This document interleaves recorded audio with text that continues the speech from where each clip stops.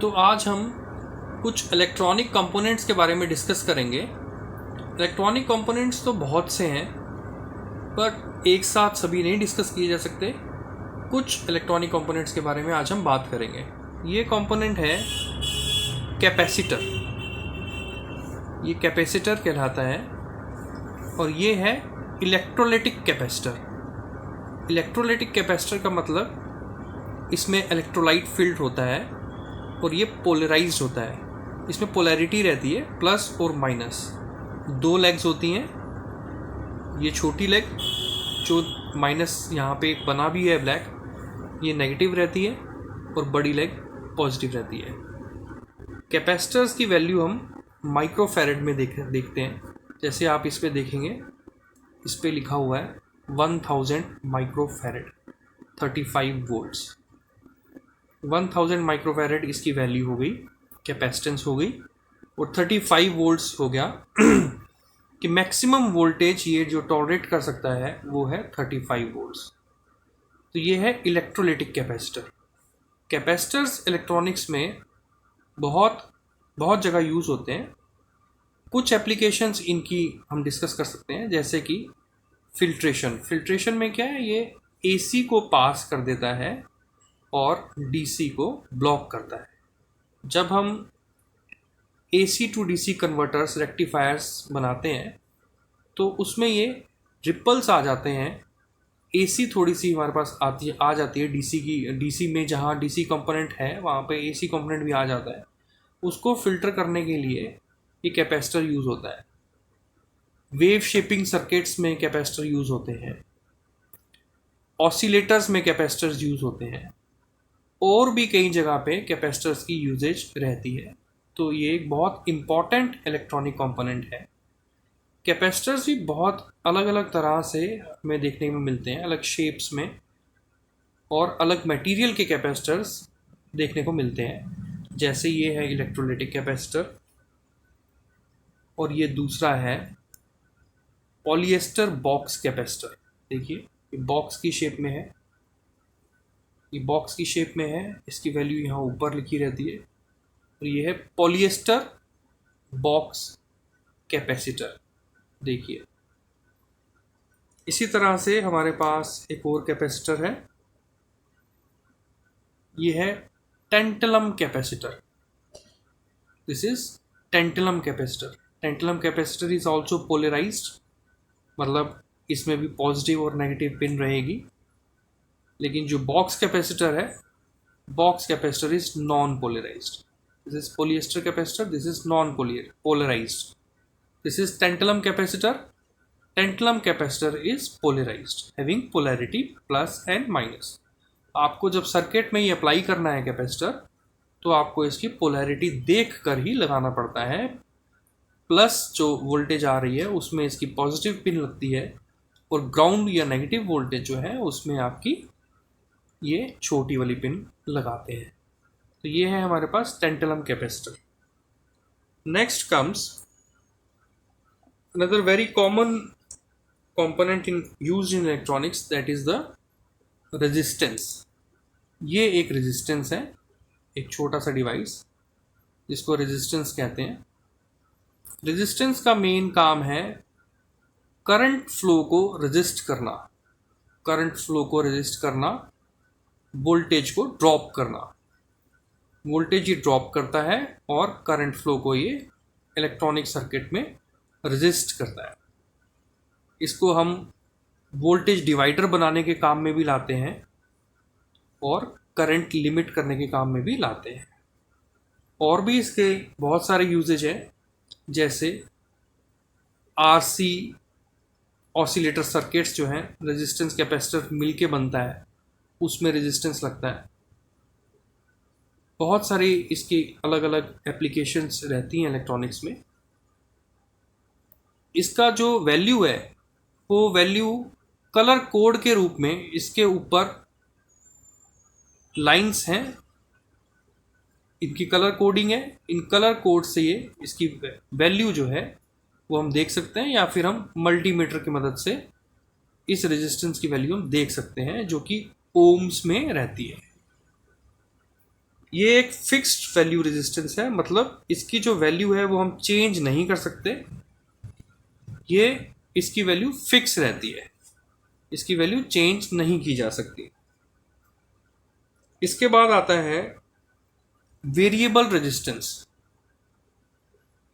देखिए ये भी एक रेजिस्टेंस ही है, लेकिन इसकी वैल्यू वेरी कर सकते हैं, इसकी वैल्यू चेंज की जा सकती है। इसकी वैल्यू पीछे इस पे एम्बाउज रहती है, जैसे ये 470K इस पे लिखा हुआ है, मतलब 470 किलो ओम्स इसकी वैल्यू है। और ये 3 टर्मिनल डिवाइस है, इसके 3 टर्मिनल रहते हैं।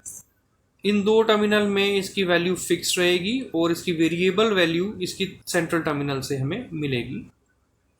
ये शैफ्ट होता है, इस शैफ्ट को जब हम मूव करते हैं तो इस रेजिस्टेंस की वैल्यू वेरी करती है। जनरल टर्म्स में इस तरह का जो वेरिएबल रेजिस्टेंस है इसको टोन बोला जाता है। Tone, TONE, tone. ये देखिए ये है एक टोन, एक वेरिएबल रेजिस्टेंस। उसी तरह से ये एक रेजिस्टेंस है, ये भी एक वेरिएबल रेजिस्टेंस है। इस वेरिएबल रेजिस्टेंस को बोलते हैं प्रीसेट।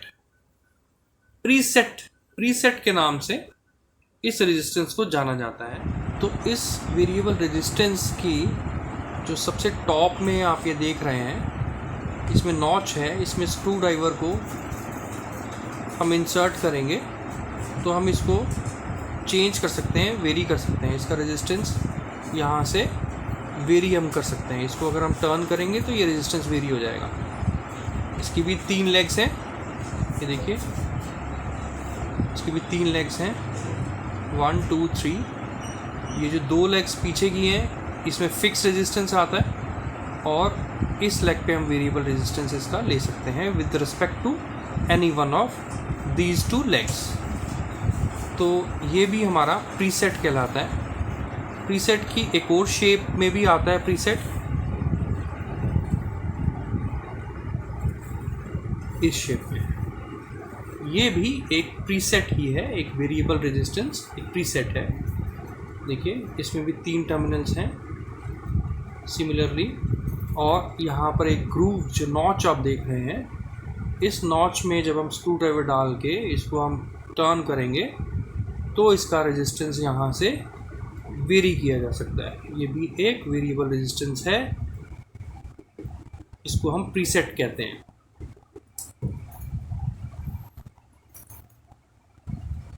ये बहुत इंपॉर्टेंट है। This is also a variable resistance, ये भी एक वेरिएबल रेजिस्टेंस है, बट ये एक ट्रिम पॉट है। ये क्या है? एक ट्रिम पॉट, ट्रिम। इसका रेजिस्टेंस वेरी करने के लिए टॉप में एक स्क्रू रहता है। इस स्क्रू को अगर हम वेरी करेंगे, चेंज करेंगे, तो इसकी रेजिस्टेंस की वैल्यू चेंज हो जाएगी। इसमें भी 3 लेग्स हैं, ये देखिए 3 लेग्स हैं। लास्ट की 2 लेग्स में फिक्स रेजिस्टेंस रहता है और सेंट्रल जो लेग है, इस सेंट्रल लेग में हमें वेरिएबल रेजिस्टेंस मिलता है।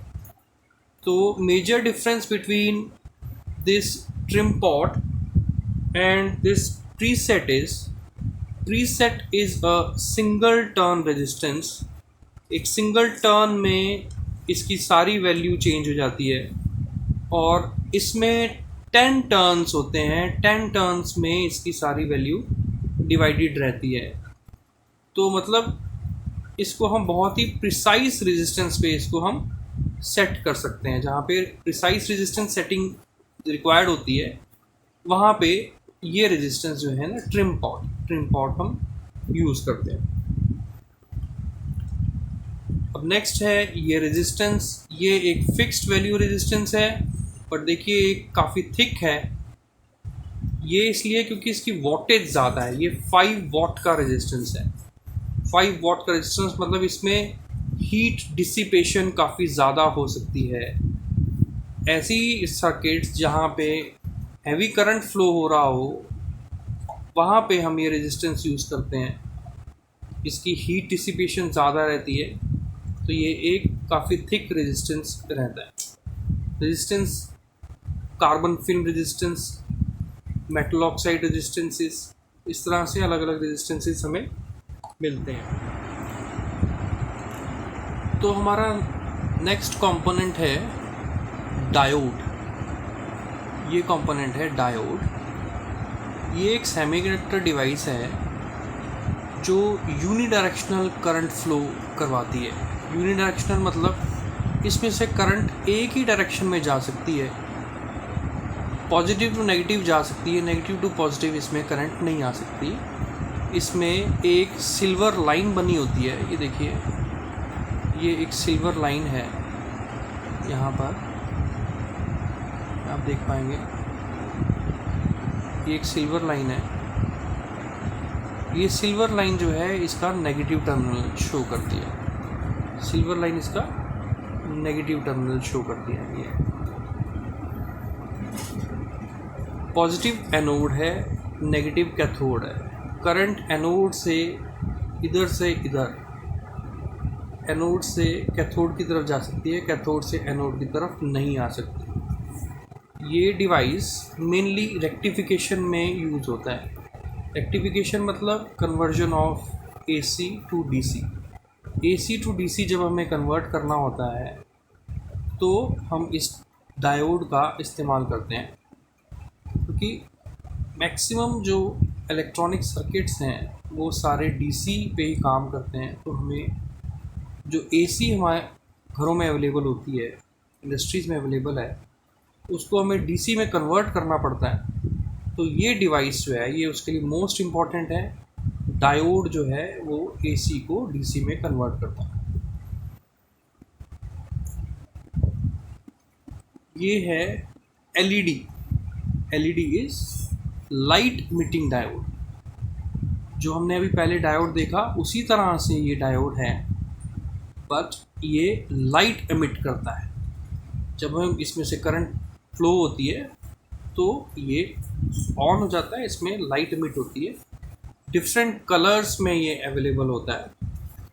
ये है ट्रांसल्यूसेंट और ये ट्रांसपेरेंट है। जब ये ऑन होगा तो ये डिफरेंट कलर में आएगा। रेड भी हो सकता है, ग्रीन हो सकता है, येलो हो सकता है, मल्टी कलर भी आते हैं। और इसके भी दो टर्मिनल हैं, देखिए, ये पॉजिटिव है बिगर लेग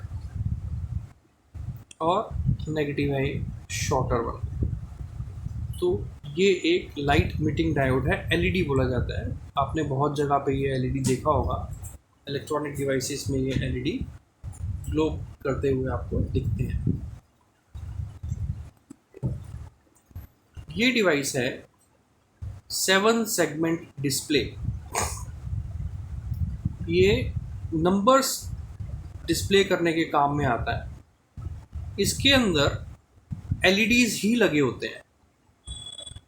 इसके अंदर एलईडीज़ लगे होते हैं और ये भी डिफरेंट कलर्स में आता है। उसकी दो कॉन्फ़िगरेशन होती हैं, common anode, common cathode. Common anode जो है उसमें हमें इसकी जो सेंट्रल पिन है उस सेंट्रल पिन पे हम प्लस वोल्टेज लगाते हैं, और बाकी कोई भी पिन पे अगर हम ग्राउंड अप्लाई करेंगे तो एक पर्टिकुलर एलईडी ग्लो कर जाता है। इसकी कॉन्फ़िगरेशन में हम इस सेंट्रल वाले को ए बोलते हैं, बी, सी, डी, ई, एफ, जी, और ये जो डेसिमल प्लेस डॉट है ये एच कहलाता है। तो ये है 7 सेगमेंट डिस्प्ले। जो आपने नंबर्स वगैरह आते हुए देखे होंगे वो इस 7 सेगमेंट डिस्प्ले से डिस्प्ले किए जाते हैं। इसमें भी सारे एलईडीज़ ही इसके अंदर इनबिल्ट होते हैं। ये कंपोनेंट है आईसी। बहुत इंपॉर्टेंट इलेक्ट्रॉनिक कंपोनेंट है, integrated circuit. IC is integrated circuit. ये जो आईसी हैं ये बहुत सी पिन वेरिएंट्स में आते हैं, 4 पिन, 6 पिन, 7, इस तरह से अलग अलग पिन कॉन्फ़िगरेशन में ये आईसी अवेलेबल होते हैं। आईसी जो है इंटीग्रेटेड सर्किट है। इंटीग्रेटेड सर्किट का मतलब इस एक डिवाइस के अंदर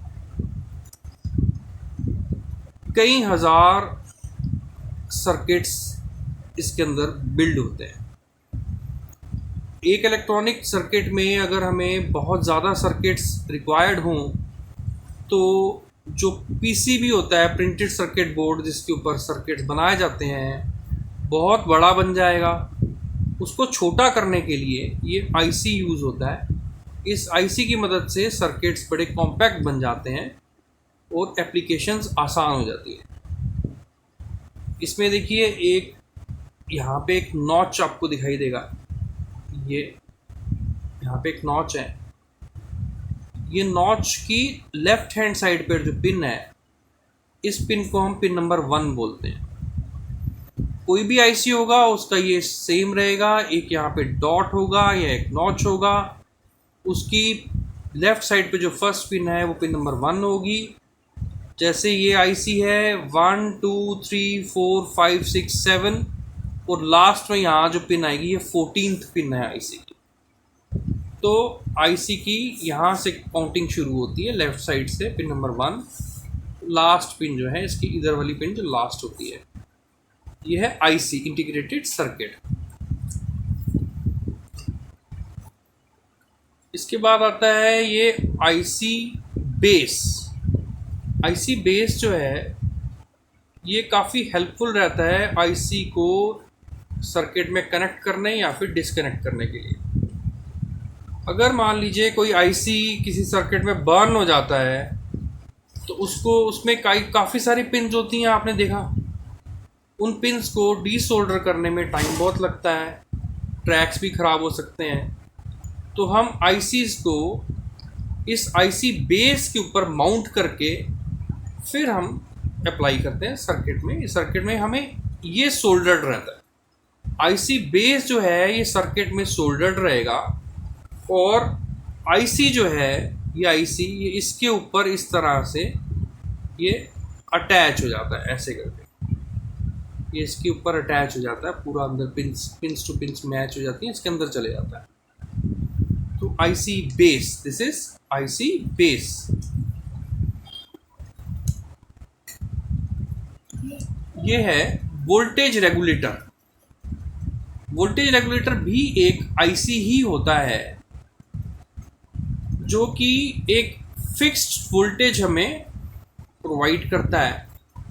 वोल्टेज रेगुलेटर फिक्स भी आते हैं और वेरिएबल वोल्टेज रेगुलेटर्स भी आते हैं। फिक्स्ड वोल्टेज रेगुलेटर जैसे अगर 7805 एक नंबर है मोस्ट कॉमनली यूज्ड, उसमें जो आउटपुट वोल्टेज है वो फिक्स 5 वोल्ट ही हमें मिलती है। इनपुट वोल्टेज रेंज रहती है उसकी। अगर इनपुट वोल्टेज रेंज के अंदर आपने इनपुट वोल्टेज दी है, लेट इट बी 7805 की इनपुट वोल्टेज 30 वोल्ट्स मैक्सिमम है, तो अगर आपने उसको 25 वोल्ट्स भी इनपुट दी तो आउटपुट वो आपको 5 वोल्ट्स फिक्स ही देगा। इसकी हीट डिसिपेशन काफ़ी होती है, इसलिए इसके बैक साइड पे ये एक हीट डिसिपेशन के लिए लगाया जाता है। इसको हम हीट सिंक भी बोलते हैं। तो ये एक फिक्स्ड वोल्टेज रेगुलेटर है।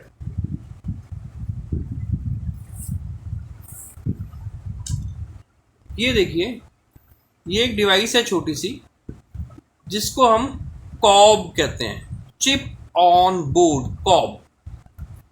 इसके अंदर भी एक ये आईसी ही होता है, पर्टिकुलर एप्लीकेशंस के लिए यूज़ होता है। जैसे मान लीजिए आपने मार्केट में देखा होगा आपको डिफरेंट भजन्स के डिवाइस मिलते हैं, उसमें आप स्विचिंग करते जाइए तो आपको डिफरेंट भजन मिलेंगे, या फिर इलेक्ट्रॉनिक बेल्स आपको मिलेंगी जिसमें बहुत सारे म्यूज़िक उसमें स्टोर रहते हैं, आप चेंज कर सकते हैं म्यूज़िक को। तो वो सारे जो हैं वो इस डिवाइस की हेल्प से किया जाता है। ये है COB. COB is chip on board. ये जो डिवाइस है ये है कंडेंसर माइक्रोफोन, कंडेंसर माइक। इसकी भी 2 टर्मिनल्स रहती हैं। एक टर्मिनल जो है वो बॉडी से ग्राउंड रहता है, बॉडी से शॉर्ट रहता है। इसका जो काम है माइक का साउंड एनर्जी को इलेक्ट्रिक एनर्जी में ये कन्वर्ट कर देता है। साउंड एनर्जी को इलेक्ट्रिक एनर्जी में कन्वर्जन का इसका पर्पस है। जब हम सेमिनार्स में बोलते हैं या कहीं और बात करते हैं तो आपने देखा होगा हाथ में एक डिवाइस पकड़ा जाता है जिसको माइक्रोफोन माइक बोलते हैं। उस माइक के अंदर मेनली ये पार्ट होता है और इसके आगे फिर इलेक्ट्रॉनिक सर्किट लगाया जाता है। तो ये है कंडेंसर माइक।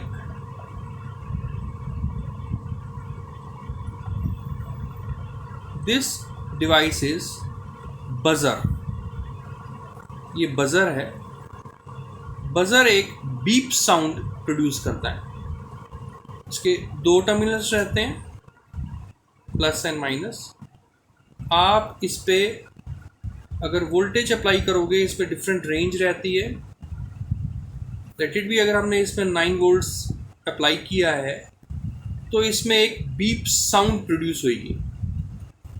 जैसे आपने वॉशिंग मशीन में या अलग इलेक्ट्रॉनिक डिवाइसेस में आपने सुना होगा बीप की साउंड आती है, वो ये बजर प्रोड्यूस करता है। ये डिफरेंट शेप्स डिफरेंट साइजेस में अवेलेबल होता है। इसके अंदर एक क्रिस्टल होता है जिसको पिज़ो इलेक्ट्रिक क्रिस्टल बोला जाता है। उस क्रिस्टल में अगर हम वोल्टेज अप्लाई करते हैं तो वो वाइब्रेट करता है। उसकी वाइब्रेशन से साउंड प्रोड्यूस होती है जो हमें बीप के तरह सुनाई देती है। So this is a buzzer.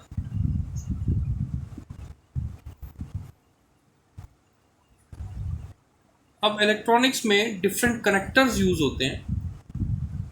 Connectors एक पार्ट को दूसरे पार्ट से कनेक्ट करते हैं, एक डिवाइस को दूसरी डिवाइस से कनेक्ट करते हैं। बहुत सारे कनेक्टर्स में से एक कनेक्टर ये है। इस कनेक्टर को कहते हैं BNC connector. This is a BNC connector. इस कनेक्टर में ये जो आप बिल्कुल सेंटर में एक गोल्डन स्पॉट देख रहे हैं, वो गोल्डन स्पॉट बैक में यहाँ पे आके मिलता है। तो ये जो सेंटर में जो गोल्डन है पिन, ये पिन आउटर बॉडी से पूरी तरह से इंसुलेटेड रहती है। आउटर बॉडी से सेंट्रल पार्ट इसका बिल्कुल अलग रहता है, इंसुलेटेड रहता है। तो इस तरह का जो कनेक्टर है, इस कनेक्टर को हम बोलते हैं BNC कनेक्टर। एक और कनेक्टर जो बहुत ही कॉमनली इलेक्ट्रॉनिक्स में यूज होता है वो है ये connector. This connector is known as relimate connector. Relimate connector का ये फीमेल पार्ट है और ये है मेल पार्ट। ये मेल पार्ट जो है ये PCB में सोल्डर किया जाता है। ये सोल्डर हो जाता है PCB में और इसके ऊपर ये फीमेल पार्ट आके कनेक्ट होता है इस तरह से। तो ये एक कनेक्टर बन जाता है। This is a relimate connector. 2 pin relimate connector. इसमें डिफरेंट पिन्स अवेलेबल होती है। 2 pin, 3 pin, 4 pin, 5 pin, up to 18 pin तक ये जाता है। उससे ऊपर भी हो सकता है, I don't think, but 18 pin तो यूज में रहता है। 18 पिन तक ये हमने देखा है relimate connector.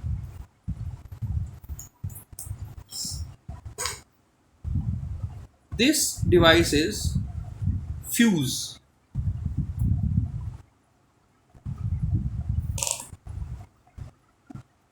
Glass fuse और कार्ट्रिज फ्यूज। फ्यूज एक प्रोटेक्टिव एलिमेंट है जो एक्सेसिव करंट को रोकता है। अगर किसी इलेक्ट्रॉनिक डिवाइस में कुछ शॉर्ट सर्किट हो जाता है तो एक्सेसिव करंट फ्लो करती है, उससे सर्किट बर्न हो सकता है, कंपोनेंट्स डैमेज हो सकते हैं। तो ये फ्यूज ब्लो हो जाता है। इसमें एक वायर होती है, वो वायर ब्लो हो जाती है तो इसके 2 टर्मिनल्स में कॉन्टिन्यूटी खत्म हो जाती है। तो ये सर्किट को डैमेज हो जाने से बचाता है। इसकी स्पेसिफिक रेटिंग आती है 100 milli ampere, 200 milli ampere, 1 ampere, 2 ampere, 5 ampere, 7 ampere, इस तरह का स्पेसिफिक करंट रेटिंग्स में ये फ्यूज अवेलेबल होता है। And this is the socket for this fuse. ये फ्यूज जो है, ये इस फ्यूज होल्डर बोलते हैं इसको, ये फ्यूज होल्डर में फिट हो जाता है। ये फ्यूज होल्डर इस तरह से ये खुल जाता है, ये देखिए, स्क्रू होता है, स्क्रू की तरह ये टाइट होता है और ये अनस्क्रू किया जा सकता है और इसमें ये कार्ट्रिज फ्यूज ऐसे फिट हो जाता है और हम इसको ये कैप लगा सकते हैं। ये इलेक्ट्रॉनिक डिवाइसेस की जो कैबिनेट्स होती हैं, उन कैबिनेट्स में ये फ्यूज होल्डर्स फिट किए जाते हैं। तो this is A fuse holder, ये फ्यूज होल्डर है।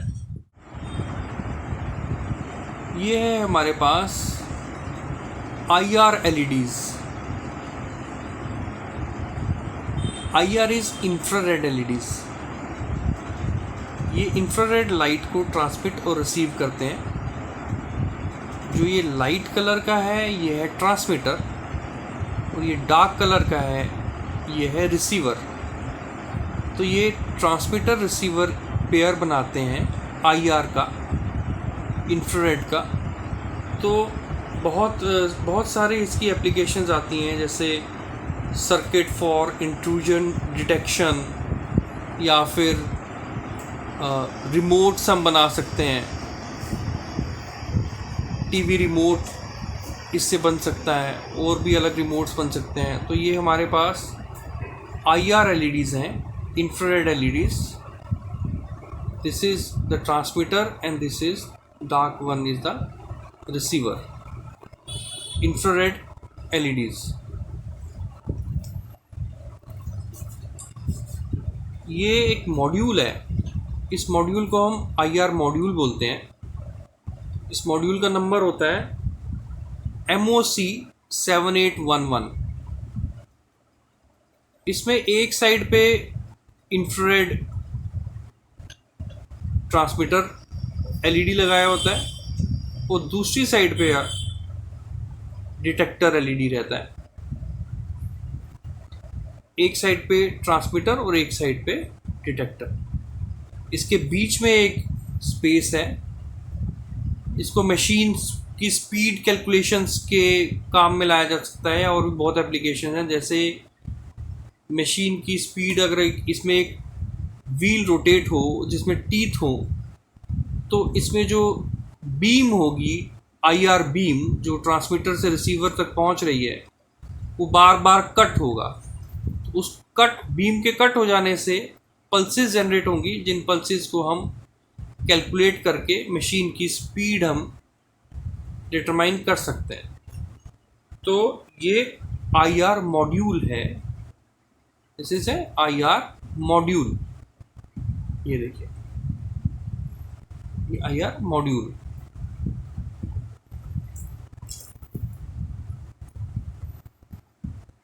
ये हमारे पास एक डिवाइस है जिसको हम बोलते हैं रीड स्विच।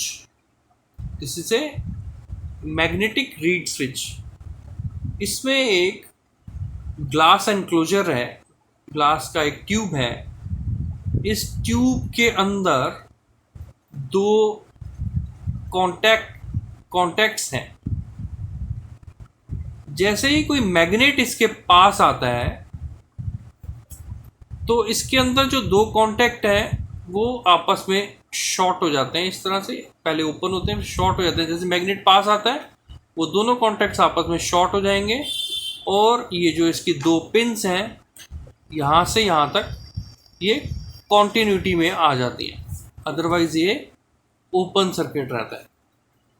तो ये एक रीड स्विच है, this is A reed switch.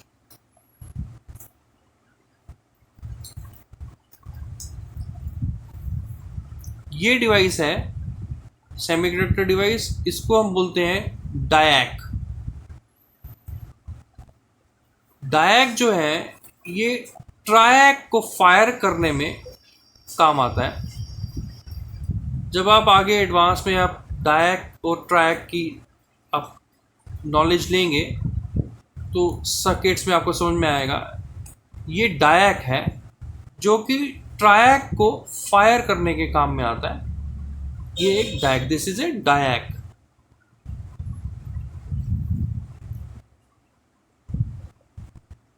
ये एक छोटा सा हमारे पास डिवाइस है, इसको हम थर्मिस्टर बोलते हैं। Thermistor is temperature dependent register.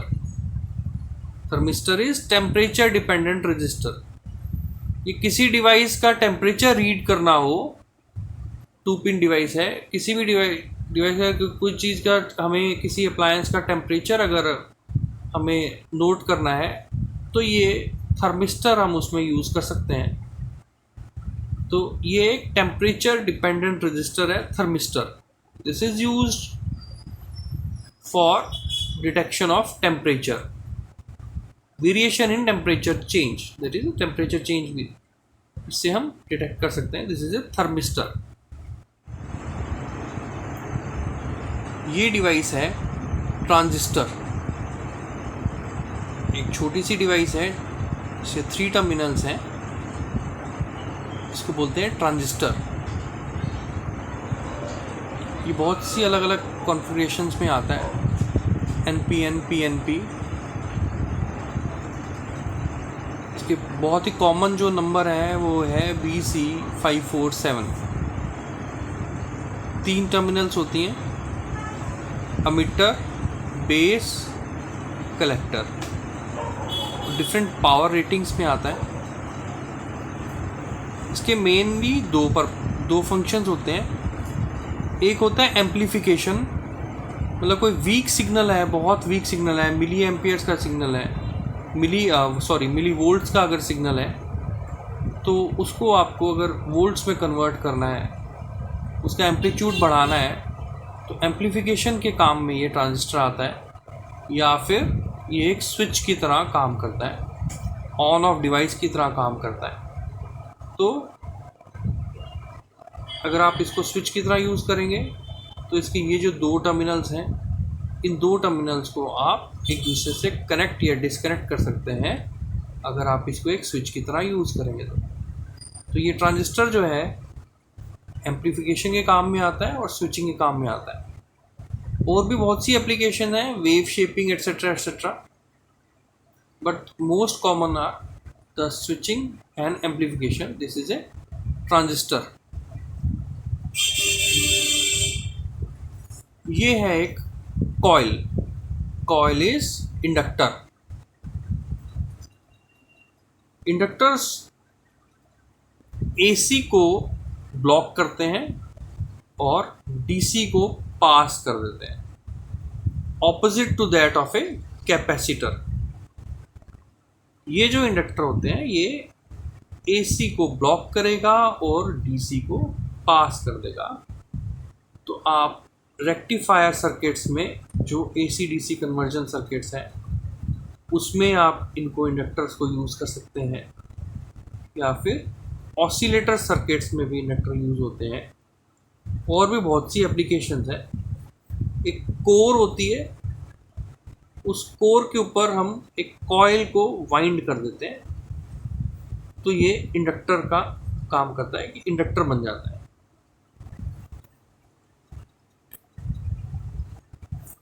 ये एक रिले है। रिले एक स्विचिंग डिवाइस है, इलेक्ट्रोमैकेनिकल डिवाइस। इलेक्ट्रोमैकेनिकल डिवाइस, इसके अंदर एक कॉइल होती है और एक इसके अंदर टर्मिनल होता है, स्विचिंग टर्मिनल। डिफरेंट कॉन्फ़िगरेशंस में अवेलेबल है, जिसमें 2 या 2 से ज़्यादा कॉन्टैक्ट टर्मिनल्स भी अवेलेबल होते हैं। अब इस केस में हम बात करें तो ये 2 टर्मिनल्स आप देख रहे हैं साइड के यहाँ के, ये हैं इसके कॉइल के टर्मिनल्स। मतलब इन पे अगर हम वोल्टेज अप्लाई करेंगे तो ये रिले एनर्जाइज हो जाएगी। और ये है इसका कॉमन टर्मिनल, सी टर्मिनल, और एक इनमें से NO है और एक NC टर्मिनल है, नॉर्मली ओपन और normally close terminal. Normally close terminal का मतलब ये होगा कि ये जो C टर्मिनल है ये वाला, ये terminal NC normally close terminal के साथ शॉर्टेड रहेगा। जब ये रिले डी एनर्जाइज होगी, मतलब ये जब ये इसमें कोई वोल्टेज नहीं लगाई गई, तो ये वाला C टर्मिनल जो है वो NO टर्मिनल के साथ NC टर्मिनल के साथ, नॉर्मली क्लोज टर्मिनल के साथ शॉर्ट रहेगा। और जैसे ही रिले में वोल्टेज लगाओगे, रिले को एनर्जाइज कर दोगे, तो ये C टर्मिनल NO टर्मिनल के साथ शॉर्ट हो जाएगा। स्विचिंग के काम में आता है, जहाँ पे हैवी करंट्स को स्विच करना होता है, वहाँ पे हम इन रिलेज को अप्लाई करते हैं। डिफरेंट शेप्स, डिफरेंट साइजेस में अवेलेबल होती है, डिफरेंट रेटिंग्स में अवेलेबल होती है। जैसे ये जो रिले है ये 12 वोल्ट्स की रिले है और 5 एम्पियर्स की रिले है। 12 वोल्ट्स 5 एम्पियर्स की relay. Very important electronic component, electromechanical device, very important electromechanical device relay.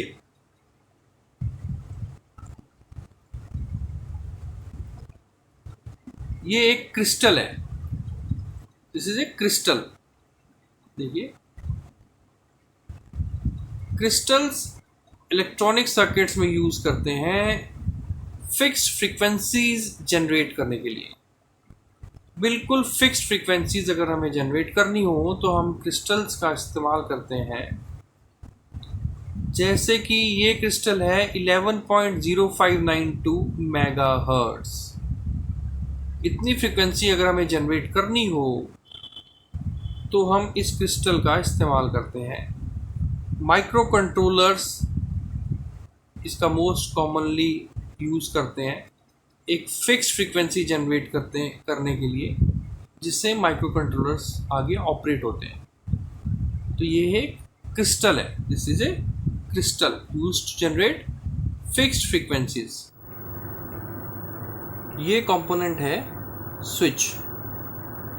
ये most commonly used electronic component है।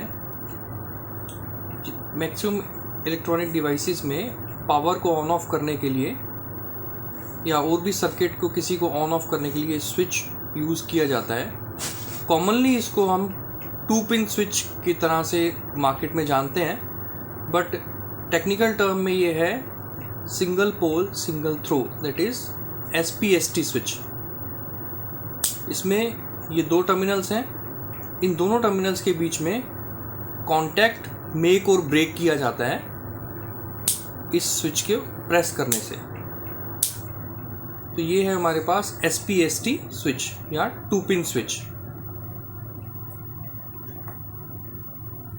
ये स्विच है 4 pin switch, double pole single throw, DPST switch इसको कहा जाता है। इसमें हमारे पास 2 कॉन्टैक्ट्स हैं और दोनों कॉन्टैक्ट सेम टाइम पे मेक और ब्रेक किए जा सकते हैं। इसको ऑन करेंगे तो ये टर्मिनल, ये पिन इससे शॉर्ट हो जाएगी और ये पिन इससे शॉर्ट हो जाएगी। ऑफ करेंगे तो ये कॉन्टैक्ट या ये पिन इससे डिस्कनेक्ट हो जाएगी और इधर वाली पिन इससे डिस्कनेक्ट हो जाएगी। 4 pin switch, DPST double pole single throw switch. ये स्विच भी सेम है, बट इसको रॉकर स्विच बोला जाता है। रॉकर मतलब इसमें एक लाइट लगी रहती है, इसमें लाइट लगी रहती है, बल्ब होता है छोटा सा, वो ग्लो करता है, बताता है कि इसमें पावर कनेक्टेड है या नहीं है। Double pole single throw DPST rocker switch. ये स्विच है 3 पिन स्विच। 3 पिन स्विच भी बहुत जगह पे काम आता है। Single pole double throw SPDT। Single pole, ये जो कॉन्टैक्ट है, ये कॉन्टैक्ट इसकी इसको मूव करने से ये इस तरह से मूव होता है। इसको मूव करने से ये कांटेक्ट का, इसका जो ये जो टर्मिनल है इसका कांटेक्ट या तो इससे बन जाएगा और इससे ब्रेक हो जाएगा, और या इससे बन जाएगा और इधर वाले से ब्रेक हो जाएगा। मतलब ये या तो यहाँ पे आएगा या ये यहाँ पे आएगा। तो single pole double throw SPDT switch, ये एक स्विच है, मिनिएचर स्विच। इसके 2 टर्मिनल्स हैं और ये पुश टू ऑन स्विच है। मतलब अगर हम इसको पुश करेंगे तो ये 2 टर्मिनल्स आपस में शॉर्ट हो जाएंगे, और जैसे ही हम इसको रिलीज़ करेंगे तो ये दोनों टर्मिनल्स ओपन हो जाएंगे। हम इसको यूँ प्रेस करेंगे तो ये शॉर्ट हो जाएंगे और रिलीज़ करेंगे तो ये ओपन हो जाएंगे। ऑल्दो ये एक इलेक्ट्रिक डिवाइस है, not an electronic device, but क्योंकि ये इलेक्ट्रिक डिवाइस बहुत से इलेक्ट्रॉनिक सर्किट्स को ऑपरेट करने में काम आती है, इसलिए इसमें ये कवर किया जा रहा है। This is a switch, push to on switch.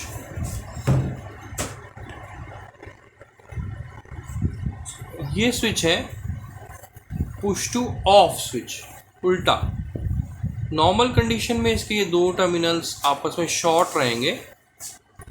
Normal terminals में इसके नॉर्मल कंडीशन में दोनों टर्मिनल्स आपस में शॉर्ट रहेंगे, और अगर हम इसको यूँ प्रेस कर देंगे तो ये दोनों जो टर्मिनल्स हैं ये दोनों टर्मिनल्स डिस्कनेक्ट हो जाएंगे। Push to of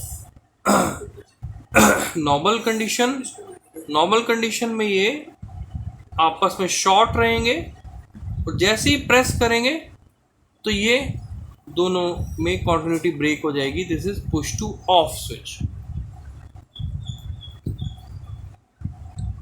this is A selector switch, ये एक सिलेक्टर स्विच है।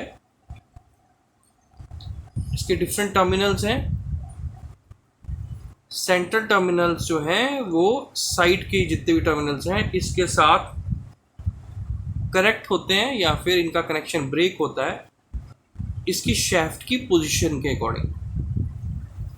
हम इस पे नॉब लगाते हैं, नॉब फिक्स होती है, और नॉब को जब हम मूव करते हैं तो सेंट्रल जो टर्मिनल्स हैं उनका कनेक्शन साइड टर्मिनल्स के साथ बनता है या ब्रेक होता है।